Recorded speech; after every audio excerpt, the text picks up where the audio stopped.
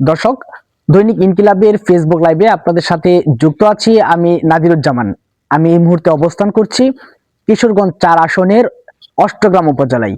আমি যদি আপনাদেরকে জানিয়ে রাখি যে অষ্টগ্রাম উপজেলায় মোট ভোটার সংখ্যা রয়েছে 1,42,406 জন এবং এই 1,42,406 জন ভোটারের জন্য প্রস্তুত করা হয়েছে 54টি ভোট কেন্দ্র।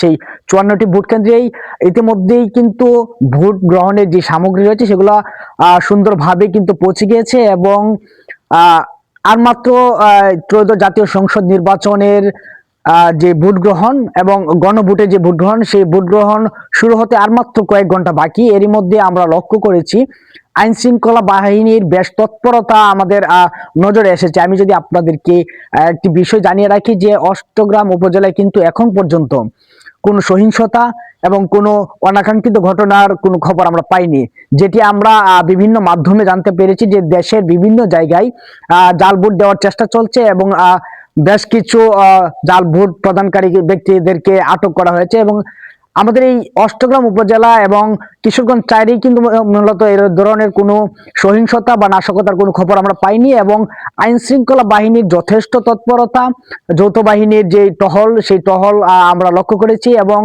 সকল ভোট কেন্দ্রে কিন্তু কঠোর নিরাপত্তার মধ্য দিয়ে কিন্তু আসলে নিরাপত্তা দেওয়া হচ্ছে এবং আগামীকাল সকাল 7:30টায় কিন্তু সেই যথারীতি ত্রয়োদশ জাতীয় সংসদ নির্বাচন অনুষ্ঠিত হওয়ার লক্ষ্যে সবাই একযোগে কাজ করে যাচ্ছে আইন শৃঙ্খলা বাহিনীর যে ভাইরা আছে। এবং আমি যদি আপনাদেরকে জানিয়ে রাখি যে এখানে এই আসনে কিশোরগঞ্জ 4 আসনে যে যারা প্রার্থী হিসেবে প্রতিদ্বন্দ্বিতা করছেন তার মধ্যে অষ্টগ্রাম উপজেলায় কিন্তু একজন প্রার্থী রয়েছেন এবং তিনি স্বতন্ত্র প্রার্থী হিসেবে এখানে প্রতিদ্বন্দ্বিতা করছেন।